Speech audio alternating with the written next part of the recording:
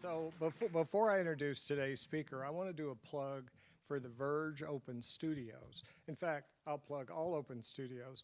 Gwenna, that was you, I know.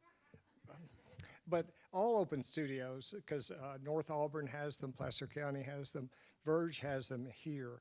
And they're wonderful. It's the 2 weekends in September, I think, or October. And when you get to go to the artist studio and meet them and get a chance to talk to them.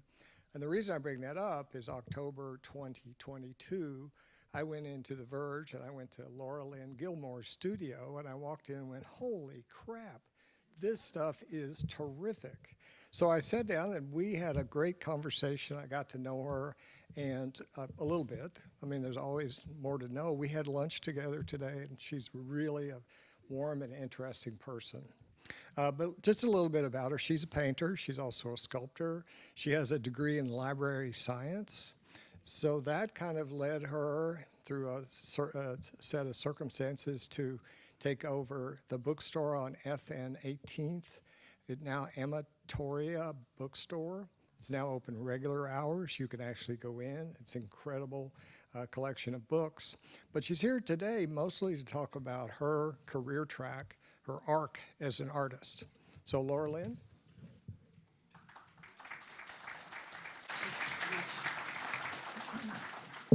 Hello, everyone. Thank you all for being here. Thank you all for showing up in your underwear. It really does make public speaking easier. My name, as you heard, is Laurelin Gilmore. I am an artist living and working in Sacramento. I have a studio at Verge Center for the Arts, and I am co-owner of the region's only art bookstore, Amatoria Fine Art Books. So I'm here today to share a little bit about my experience as an artist, my process, some of my philosophy about art making, why I do what I do. So I'm gonna take you through a little bit of a meandering timeline of my life and my work, and just stick with me. I talk a little bit circuitously sometimes, but if I share too much, I apologize. If I don't share enough, we should have time for a Q&A at the end. So why this title, Carving Out My Niche? It's not finding my niche, it's not discovering my niche, it's carving it out. It's active, it's maybe even a little bit aggressive, has a little bit of a chip on its shoulder, it's got something to prove. This is not asking for a seat, this is taking a seat. And for me, my practice of art making has always been a very active practice. It is, it's a kind of a continually unfolding labyrinth. Every time I'm making work, every time I'm sharing work, it twists and turns, it sometimes doubles back on itself, it sometimes dead ends, but it is never passive, not for me anyway. And I am only going to talk about my own experience, as only I can. I hope you understand that the artist experience is not a monolith. The Black artist experience is not a monolith. The mixed race artist experience is not a monolith. The experience of a 6-foot-tall, biracial, bisexual, bi-zodiac, freckled artist, writer, bookseller with vitiligo and an elvish name might be a monolith. And that's the one I'm going to speak about today. So why invite me here if my experience is so siloed in my own life? I have had different life experiences than you. Each of us is all very different from each other, but I hope you can see yourself in me. I am actively looking to see myself in you. And the search to find connection really only begins when we recognize our differences. So the seeking is the best part. The seeking is the journey. And so yeah, let's get into it.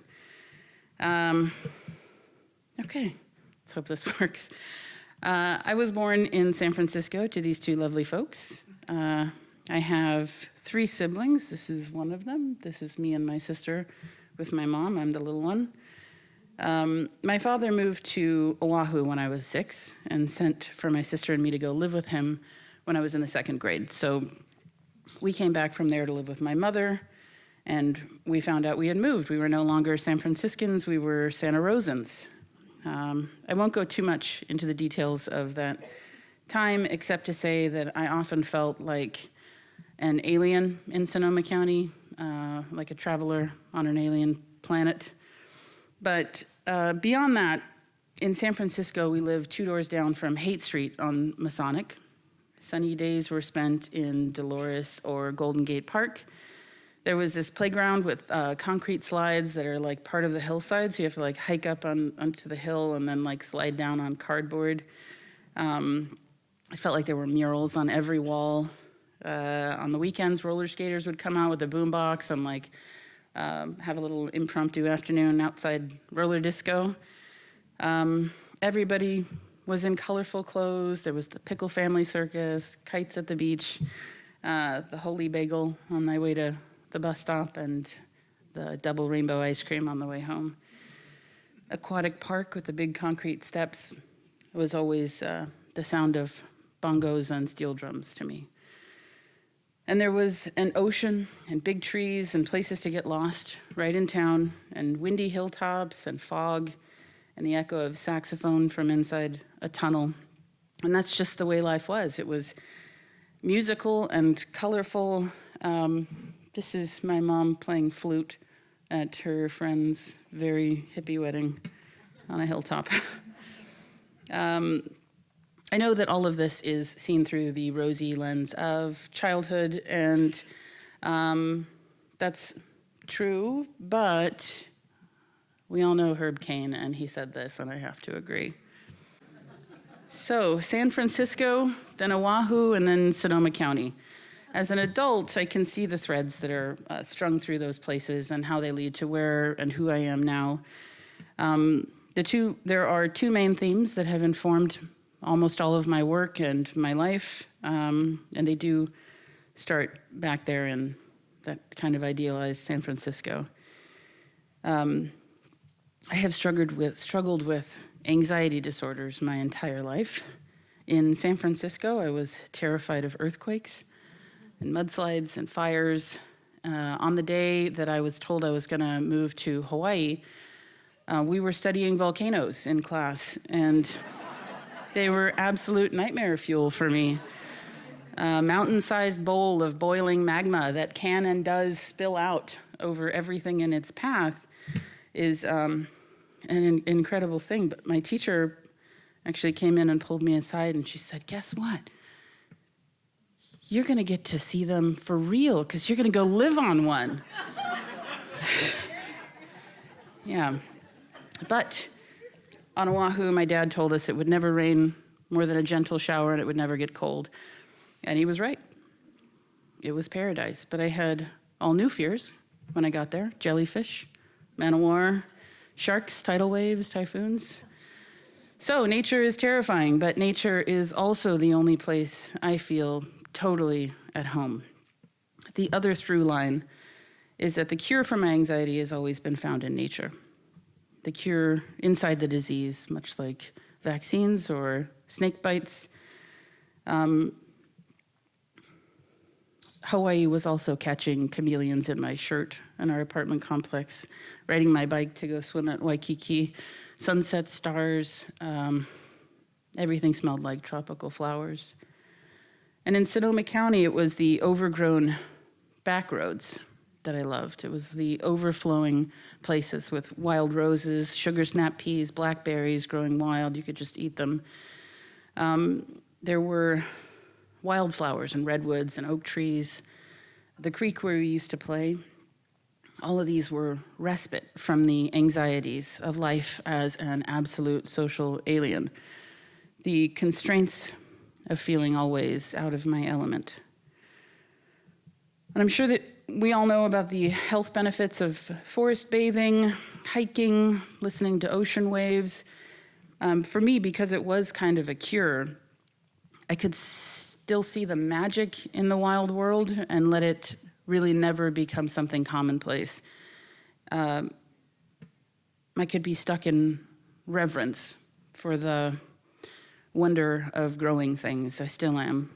And I could feel worthy knowing I'm a part of something that terrifying and that wild and constant and changing. It's so big it covers everything, and it's so small it's a part of everything. So what does all this have to do with art making? As a young person, that is me, art was how I worked through my anxieties. In dark times, my art was dark and weird, and in ugly times, my art was ugly and weird, and most of it was just, the purpose of it was to reflect my anger and my melancholy. Art became a kind of diary for my anxiety. It's not unusual, it happens to lots of people, for lots of people, but it was like a release valve. So I didn't really incorporate what was healing for me. There weren't any naturescapes, just humans and pain. So art could get my anxieties out of my head, but time in nature is what actually healed me, what actually dissolved those anxieties. And I was not marrying the two until much later in life. People often ask how long I've been making art. It's kind of one of the things that people ask all artists. And that's fine. I usually tell people I started making art the same time all kids started making art, same time you did. We all like to play in mud and play dress up and make up stories and draw and paint and all those things. I just never stopped. I never really wanted to stop. That is not actually true of everyone. The curiosity is what's true for everyone. The thing that fuels that is different for everyone. So for me, my brain lights up when I'm confronted by a blank page or a white canvas. I'm not different from anyone else in that way. Something lights everybody up. There's a question, an adventure, a quest, or something that you have to puzzle out. It might be the language of numbers. It might be the migration of birds, why sea slugs. So essentially what I'm talking about is following your curiosity to find your passion, which for some people becomes your purpose. A lot of people will encourage artists to do things like find your brand, which feels very limited and consumer-driven if you're looking at it from a sort of a public view, that you're doing this for other people. But it's really just another way of saying, find your interest, find your curiosity, find the thing that makes you you, the thing that only you can do. Following that tickle is a path to finding your passions. And then, of course, your purpose. My curiosity at the moment is about how to express my reverence, my philosophy, my truth, and finding the best tools to do that. There isn't anyone standing in the way of that but me. But it does require dedication, and it requires authenticity. There's a lot of talk in other circles, in this circle, about faking it till you make it. That's not really a thing that applies to the art world, but it is something that people embrace. And I think in art, actively faking that you know more than you do is kind of a recipe for imposter syndrome in a lot of ways. And we can all get a little bit of imposter syndrome. For those of you that don't know, it's really just not believing that you deserve accolades or success. But being honest about the fact that your art practice is a practice and that you're actively learning and getting comfortable being uncomfortable, trying new things, falling short, trying more new things. Being honest about that is what connects people and what builds your own authenticity. So for me, I got pretty deeply mired in imposter syndrome because I didn't go to art school. I don't have any degrees beyond those that I earned at Sacramento City College. And it's one of the first questions people ask, where'd you go to school? And I never really had a good answer for that question, other than to craft some, art speak BS about who I studied with and, instead of where, but like, why is that BS, When I speak authentically about my experience, I honor my journey, I honor the journey of people like me. When I was 17, I studied under world-renowned magic realism oil painter Charles Becker. This is him with his work. I was his studio assistant, but he was a fountain of information, so I'm going to say it counts.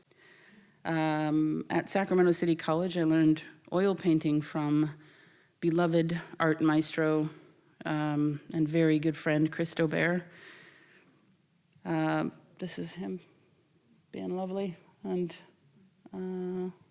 this is some of his work, but it's kind of impossible to scale him down to one piece. And I learned portrait and figure drawing from the undisputed art star of figure drawing, Fred Dalkey. This is his self-portrait. I think it's here in the Crocker collection. And this is a drawing he did of me. My point is that there is no one gatekeeping my worth but me. And the cure for imposter syndrome is being only and totally and fully and completely, most exactly yourself. So, you follow your innate curiosity, to the work that fulfills you and excites you, and you spend your whole life learning, practicing, and sharing that work, and that's it. My business partner, Miranda, and I had the opportunity to meet Lori Lipton. I don't know if any of you know who she is, but if you don't, you should. Does these amazing 6 by 8 foot drawings, very, very intricate, and they're shocking in their content. They're amazing. But when she was younger, she said during her art talk, when she was younger, she really wanted to draw like the masters. And so she traveled to Europe to go see their work in person. She saw Michelangelo and Da Vinci, and she realized, I can't be a better Da Vinci. Like, I can't be a better Michelangelo. I can really only be a better Lori Lipton. And it freed her in a lot of ways, because there wasn't anybody but her in the way of finding her best work and finding what was endlessly curious for her. And who gets to say when she's, met her best other than her? What I got from that is that there's real freedom in embracing what makes you alone. Not lonely, but singularly alone. It's not a bad thing.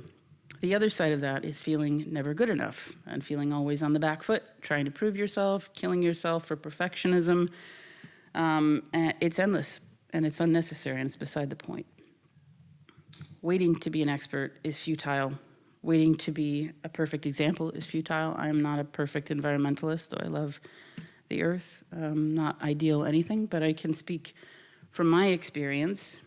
I am authentically curious about the human capacity for love and destruction, and I'm genuinely curious about my place in the world. And these are opportunities for greater exploration and deeper understanding of myself. This is a painting that I did quite a while ago. I'm sorry about the .coms. I had to pull them from different places, and so anyway, I guess advertising. I started realizing that my artwork was actually acting as a conduit for conversations I wasn't having out loud pretty early on. Like that thing when you're painting is saying something that you didn't intend it to say. It's some secret part of your brain that is now on the canvas in front of everybody, and you have to sort of stand back and absorb that. In high school, I leaned into that pretty hard. I recognized that I was really just putting my pain on paper, and that was enough for me. I didn't need metaphor or story or any of that. But the art I was making as an adult still reflected some of those thoughts, but they were just a lot less obvious. My anxiety is still with me. Anybody that talks to me for 5 minutes will know that. My love of nature is still with me. My angst has faded. Expressive violence has faded. I still love the music. But as a young adult, I thought I might just paint my love, my fantasy, daydream, magic, innate power, just playing with what felt good to paint.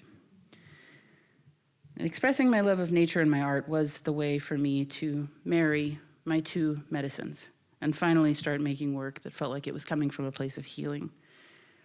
So I painted people with animal familiars, people crowned in wildflowers, people with nature growing out of them, in an effort to express the idea that people have one foot in two worlds. I was painting my experience as a person with one foot in two worlds.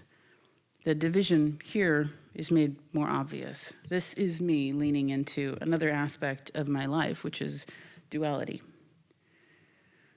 The idea of being two things, and therefore neither completely. This is the queen having made her choice. Sorry, it's not a better image. There are some little things happening down there in the dark. I made this as a direct response to the idea that mixed race people should or could pick a side. In my experience, it's not really possible to do that and still love yourself. So the queen of nature, sitting on a marble throne, having decided to kill her humanity for the sake of embracing her animal self. But she's not really an animal. She looks like a human, and she's not really a human. She has antlers. So as much as I love this painting, this is a response to an outside question. I already know the answer. What I was more interested in was expressing the impossibility of severing ourselves from ourselves. And aside from questions of race, the larger picture, the one that people who do not have my particular genetic makeup may still be able to relate to, is the human and natural world connection. We are members of the animal kingdom. We're different from other animal life, but we are organic. Our medicine is from the earth. The water that we need to survive is from the earth. Our food, it all comes from right here. It doesn't exist outside of this sphere. If you turn up the global heat or cold, we die. It's not possible for us to separate completely from the environment in which we live. The fact that I'm painting my philosophy, my experience, is very obvious. Also, when I get to hear people talk about my work and they don't know that I'm in the room, I think that's kind of like a juicy sort of a thing for artists. It's also a little scary, but it's kind of fun. Yeah, this one. This is a painting of me against a mirror, and it was sort of supposed to be kind of a statement about siblings, about how we share the same genetics, but we have very, very different experiences. It's called sheepish, playing on the word sheepish. One of them is the traditional sense of sheepish. She's got her little sheep ear cast down. She's hiding herself in the back. She's looking away. And the other one is very straightforward and maybe even confrontational, has horns, big horned sheep horns. But anyway, I was sitting in the back of a gallery and I heard this woman talking about it. And she was talking about, she really liked the flowers and she thought it was very pretty, the silhouette in the background. And then she goes, "Oh, why are their arms so hairy?" She really thought it was disgusting. And the wool, that's wool, the sheep's ears, the ram's horns, those are what make them different from the viewer. That's how they are othered. And the reaction to that, for me, is very telling, just because whether or not they mean that, the words that people use and the way that they respond to something like that is very similar to how people have responded to me and my kind in my life. So some people find them exotic or sensual or powerful or mystical or magical, but they also find them cursed, unnatural, evil, symbols of impurity, the adversary. All of them, every one of them is me. Those are all portraits of my experience. So this is also about the time that my vitiligo started to advance and take over areas of pigment. That's my hand, that's my cat. For those of you that don't know, vitiligo kind of eats your pigment gradually. It is not contagious, but maybe also not curable, but there are different takes on that. My paintings were kind of showing me that I wanted to talk about it, I guess. So this is, let's see, this is, I can't remember the name of this one, but she's, I don't know if you can see that she has fish scales. So this is just a creature kind of alone in the world with her own strange genetic combination. She's at home there, she's sitting on the bank, she's also in the water, she's alone, she's at peace. She doesn't have a tail or hooves. It's really just the fish scales that give her away. It's just her skin. So I thought maybe I could just be plain about that. I could just do a series of paintings based on really kind of specifically, this is actually a drawing, but on the experience of being a person with vitiligo. So I kind of wanted to do away with metaphor for a while and speak really plainly about that experience, because I feel like it's reflected in nature in lots of ways. It can be really incredibly beautiful in nature, in other creatures, but in humans, it's kind of, people don't really like it. But these patterns do show up in lots of places. My cat shares some of my patterns. Paint horses, dappled sunlight through a tree. This was an effort to present the condition in a way that feels celebratory in some way. And I was lucky enough to find people who were willing to do that with me. For many people, though, it's horrific to watch your rich skin tone be kind of eaten away. So there were a lot of people who were not comfortable being part of the project, and I understand that. Sometimes it's horrific for me, too.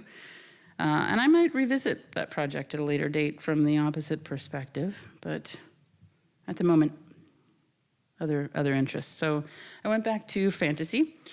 This is my sister as a Virgo. I became really interested in the ways that we define ourselves based on the cosmic myths of the zodiac. This is her as, it's actually called Virgo in Asterfro. Our definition of self is based on a lot of different factors, and many of them are stories that other people have told us about ourselves. So I'm still looking for authenticity. I became really interested in the stories that we tell ourselves about who we are. One of the mantles we happily wear is the story of our zodiac sign. It's full of animal symbolism, which we readily accept as part of our own personality. The Sagittarius is a playful horse, spontaneous, freedom-loving, a little wicked, but all in fun. Cancer has a crab's tough exterior, but soft and sweet inside, armor for a tender heart. Gemini has two faces, in perfect balance, always at odds. And me, I'm a Libra Scorpio. So what do I tell myself about Scorpio's sense of justice, or Libra's idea of passion? We've got foxy, sheepish, crabby. We use nature to define ourselves and still deny how much a part of us it really is. During the pandemic, I was working on a collection of paintings that became a show called In the Night Garden, exploring the change that happens when humans are immersed in the natural world after dark. When we lose our perfect vision, our superiority as apex predators. If you remember, during lockdown, there were a lot of stories about kind of nature taking back. Some of those were not true, but they kind of stuck. But the truth that did resonate for me is that if Mother Nature sends us to our room, we're kind of shit out of luck. Like, she doesn't need us, but we do need her. So anyway, that was us not being the main character for a while. So what happens when we're at the mercy of nature? At night, I wanted to focus on what happens at night. So at night, we lean into our other senses when we can't see very well, so we become, by definition, more sensual. Night in nature connects us immediately to our instincts. It's full of wonder, but also can be a little bit intimidating. We become more open to the comfort of physical contact. We talk to ghosts. This painting of my father was chosen for the cover of the Sac Open Studios guide that year. It was an honor, of course, but it was a surreal experience. This painting, created in memoriam, was a tribute to him as a private but gregarious man, approachable but troubled, beautiful, peaceful, conflicted, regretful, proud. Using nature to give him his gifts, I grew flowers from his body, representing the 4 states where his greatest loves were. So it's Georgia, Philadelphia, Oregon, and California. The cunning fox is his constant companion, because in his life it had to be. And ravens, I don't know if you can see it. Ravens are said to be able to travel through the veil of death to deliver messages. And this raven is coming from him. The message to me was very clear. I was struggling with my place in the world, the value or significance of fantasy art when we're witnessing the kind of horrors that we were seeing on television, on our phones, state-sanctioned murder. We were building a new civil rights movement. The nation's ugly underbelly was coming into undeniable view. It was heartbreak, on aggravation, on insult, on injury. And I didn't know if it still mattered to try to remind people that their story is the story of the big trees, their connection to the environment that sees, sustains, and heals us. For the first time, I felt like my authenticity was irrelevant. I thought I should drop what I was doing and create work that empowers, that uplifts, that reminds people of their right to exist in all places, in all spheres. It was in that mindset that I started seeing my father absolutely everywhere I went. There he was on the counter at the supermarket. He was in a stranger's bag. He was in a window. He was on the seat of a car I passed, speaking out of a mailbox. My dad. My artwork, his raven. A message to me. The message was that my voice matters, even when its tones are subtle. My practice is not passive. Art that depicts people of color in the realm of fantasy is relevant.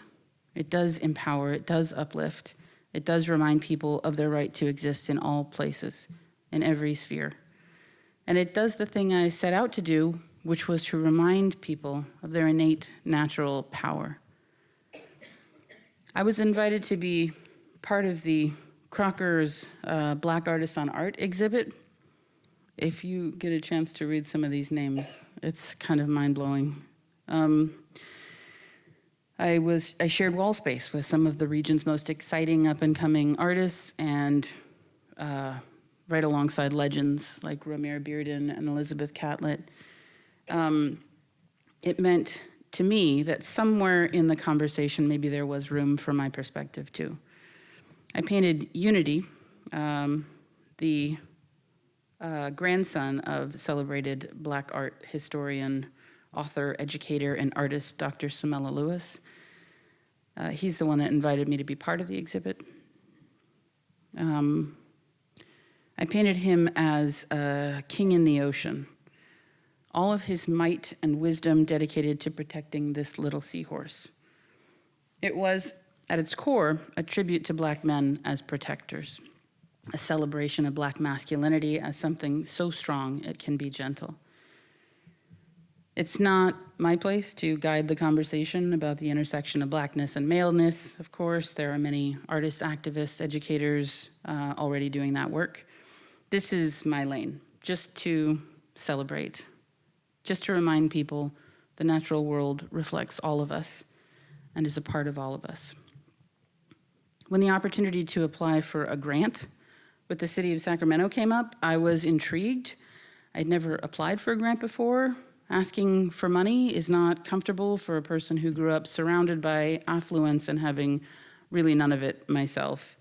Being very poor in very affluent places creates a kind of a deep self-reliance fetish, but that's not really what getting a grant is. So I reasoned this was an experience I needed.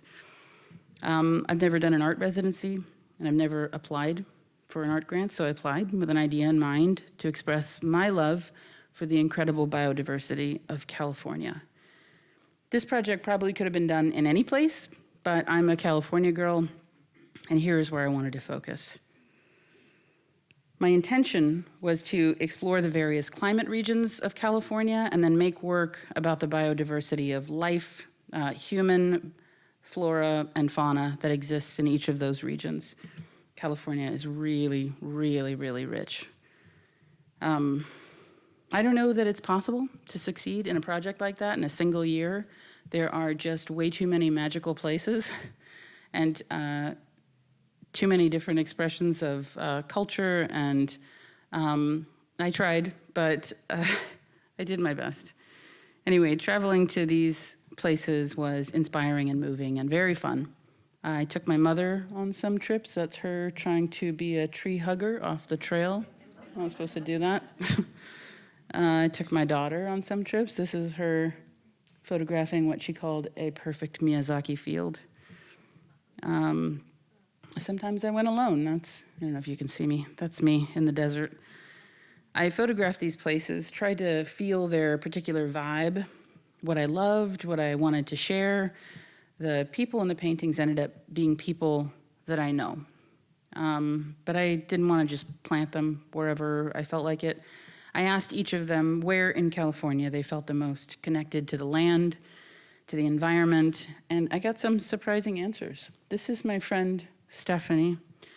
She was raised in the Central Valley, but she kind of confessed that she's just always been a massive desert rat, her words. And so yeah, she became my Joshua tree. I wanted to bring the environment inside the confines of the body. I wanted to show how we carry our sacred spaces with us. When they create a spiritually moving, life-affirming space within us, it becomes a part of us, as much as our reverence for it becomes a part of the legacy of that place.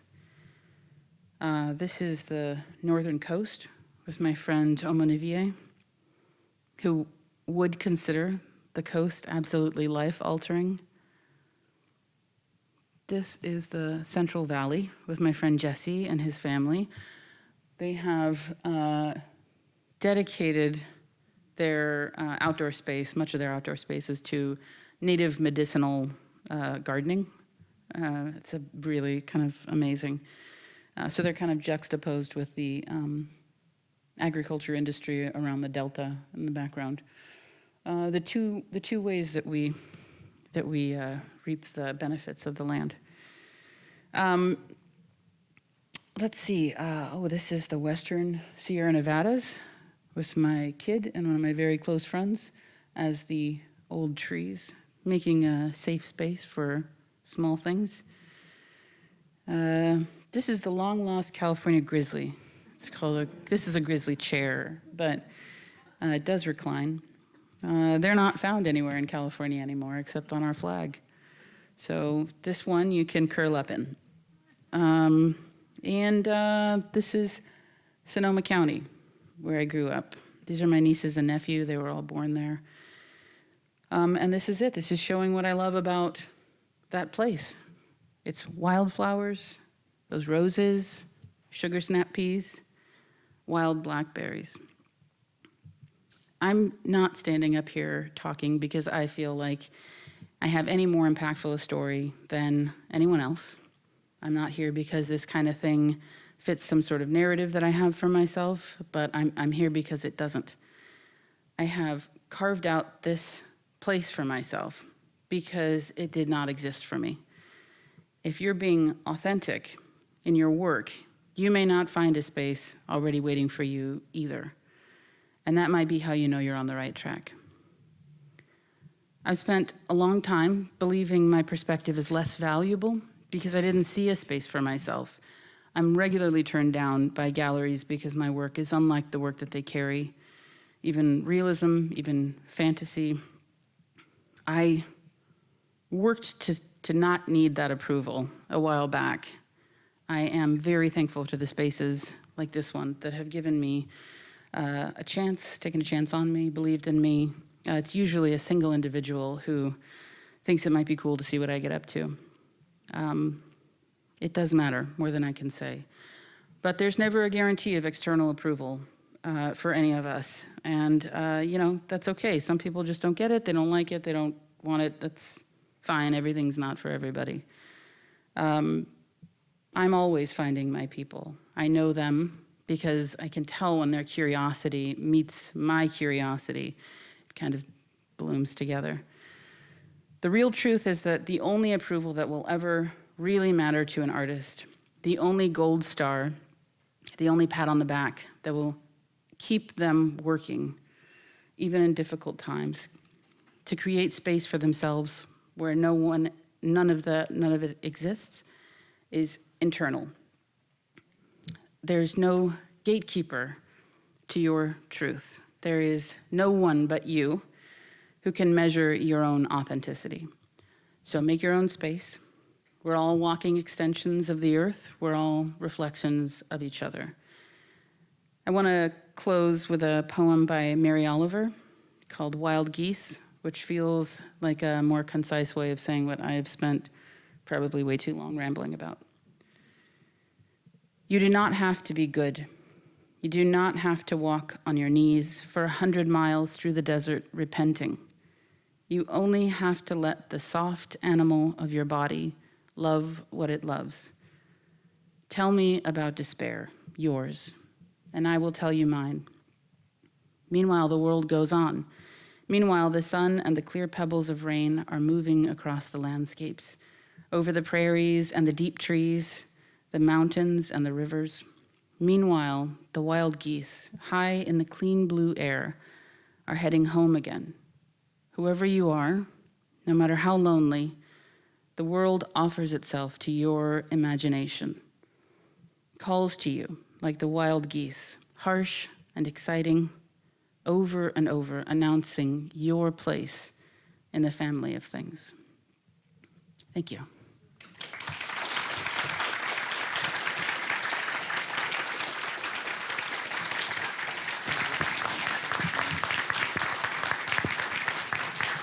Thank you very much. That was wonderful.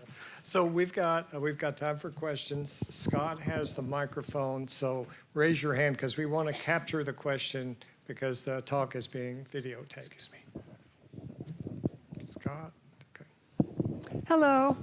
Your compositions are amazingly intricate, and I was wondering how you build your painting. Do you start with figures because you have a lot of contortions in your figures, do you start with the figures and then put the background in, or do you make a collage first so that you know how you're going to lay out the canvas?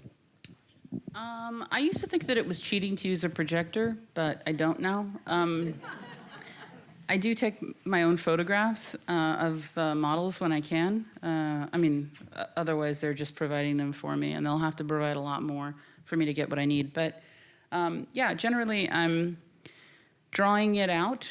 If I use a projector, then I can make adjustments while I'm in that realm, just kind of the positioning of the body, because there's really nothing worse than getting a thing painted all the way in and then realizing you just want it to move over like 3 inches. So that's absolutely happened. I'm sure it's happened to other artists. So being able to plan that out ahead of time is really, really valuable. Projector was really next level for me. I have a camera lucida thing too that I don't really use. But so then from there, once I had the position of the body, I was always taught to paint back to front So for me, I have to start with the background. So if you look at any of my works in progress, you see usually kind of like looks like a cutout shape of white in the middle of the canvas for the body. And people think that sometimes that's sort of strange not to build them all up together.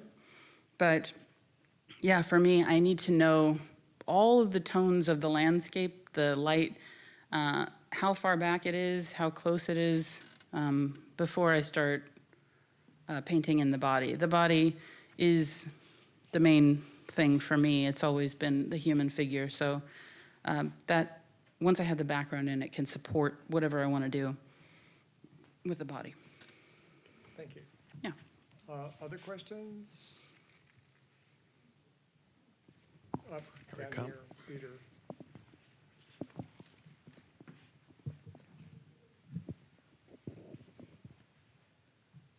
Thanks.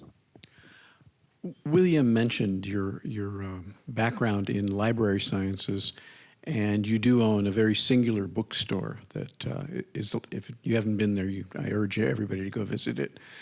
And I'm just curious, in your brain and your psyche, how much your bookstore and your depth of books and knowledge and poems work into your work. It's a very good question, and one that has come up actually before, and of how has the bookstore changed my practice in any way, and how has it kind of informed differences in my work. I think I've always found a home in fantasy for me, and this is an art bookstore, so it's not necessarily going to be literature and fiction. We have a little bit of that, but the exposure to other fantasy artists, I guess, people who were doing things in their time that nobody else was doing.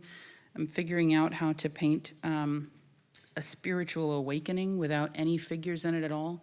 Those kind of things are kind of endlessly exciting to me, and I can learn from them. Like I tell people all the time, like it's literally a master's degree on every shelf. Like it's a lot of, if you want to know, you can find out. But I've always been kind of a voracious reader. I've always loved to read, and some of the books that really kind of changed my life were in the realm of fantasy and horror. I love horror, but science fiction, fantasy, things that like fantasy is really just another way to build empathy. Because in the realm of fantasy, like you can create a space for something that happens in people's everyday lives that, in a way that they don't get to see all the time. So they get to see it through the kind of the glaze of metaphor. But like alien planets are like the same experience as like traveling to other countries or immigration, that kind of thing, like being somewhere where everything is completely different and you have to learn from scratch. Like that's presented as a fantasy, but that's really based in human experience. And I think that aspect of it has probably informed my work, because when it comes to painting, I've always, and I want something different from painting that I want from drawing, and something different again in sculpture. In sculpture, I get to be kind of funny. They're sort of weird and quirky, and I can make them little sweaters and things like that. In drawing, I want a completely silent background. I just need the figure. There's nothing else there with them. But in painting, I want to build a space that feels like you could walk into it. It feels so fully realized that you feel like you just walked around a corner in the woods and came across this thing. To blend to suspend disbelief enough that you will see this thing as real in a way. So yeah, I guess that it kind of bleeds over in that way, if that answers that. Well, I just want, What's your favorite book that you read, though? That's what I want. Ever? oh, did you hear that? Okay. Ever? So the question is, what's the favorite book you ever read? I think Imagica by Clive Barker was like life-changing for me. I also I love, like when I was little, it was Andersen's fairy tales, Grimm's fairy tales. When I got older, it was Let's see. Octavia Butler. Yeah, I mean, there's a lot. The favorites, it's very difficult to come up with like a favorite. I mean, yeah, give me anything fantasy, science fiction, horror, I'll read it. It's kind of always changes, you know, like, and when I paint, I'm usually listening to books. So I've got a lot of them running through my mind, like on a regular basis. So it's sort of, like I just live in that world while I'm working for a while. And then I'm kind of on to the next. So it's maybe a little difficult to answer that exactly. All of them, everything. Other questions? Okay, we've mentioned the bookstore several times. We have cards out on the table as you leave with the card for the bookstore. It's at F and 18th. It's open today till 5 o'clock. This is not a paid announcement, but I'm just saying, it's everybody says it's a fabulous bookstore. It's open every day, 10 to 5. Okay. All right. And we have, you know, we have shirts and hoodies too. Chili, put your arms up. That's right. Oh, okay. Thank you. Thank you, Laurelin. All right.